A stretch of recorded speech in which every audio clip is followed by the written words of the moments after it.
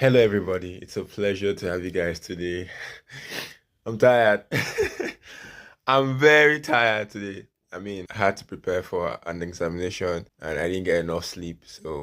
But I'm still here this evening regardless. I passed the exams. It was a certification examination on Microsoft Cloud. So that's a congratulations to me. So I'll continue from where I stopped yesterday, where I talked about safety needs as part of the hierarchy of needs according to Abraham Maslow. So today we're going to be looking at the next one in the rank, which is love and belonging needs. Okay, so basically these needs are very easy to understand, all right? But bringing it from my own perspective gives it a different feel, gives it that humanistic feel where you feel like somebody is discussing it with you. You know what I mean? So that's why I'm doing this. There was a point in my life where I was isolated. I was alone, and no matter how nice you might think it feels to be alone, the effects that it has on you personally is far more terrible than it is when you are with others. No matter how much of an introvert you are, there is always this desire lurking within us that wants us to be among other people. And we're not doing ourselves great service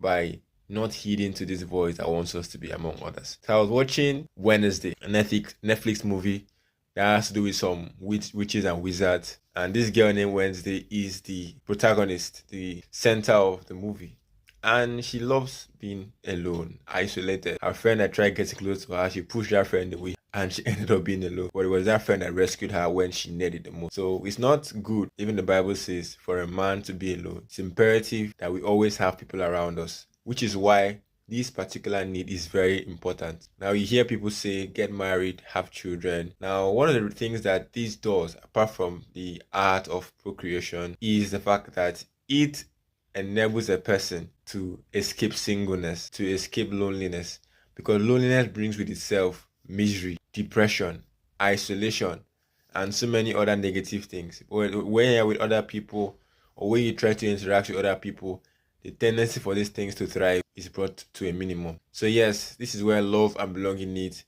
becomes critical and important. And so that's why it's important that no matter how much you stay on your own, you will always need to try to connect with people so you can stay sane. In fact, there is always a scenario where I usually go back to when I remember that being alone is dangerous. In my 100 level, there was a philosophy textbook. The first few pages of that textbook says something about a hermit. A hermit is a guy that lives in complete isolation from other human beings. Like, it's a hypothetical case, it's not real. So when this hermit guy comes in contact with humans or people of a different origin, there's a tendency that there's going to be a serious clash. Because for the hermit, all his life he has been alone. And so hearing noises and sounds from people. Hello, everybody. It's a pleasure to have you guys today.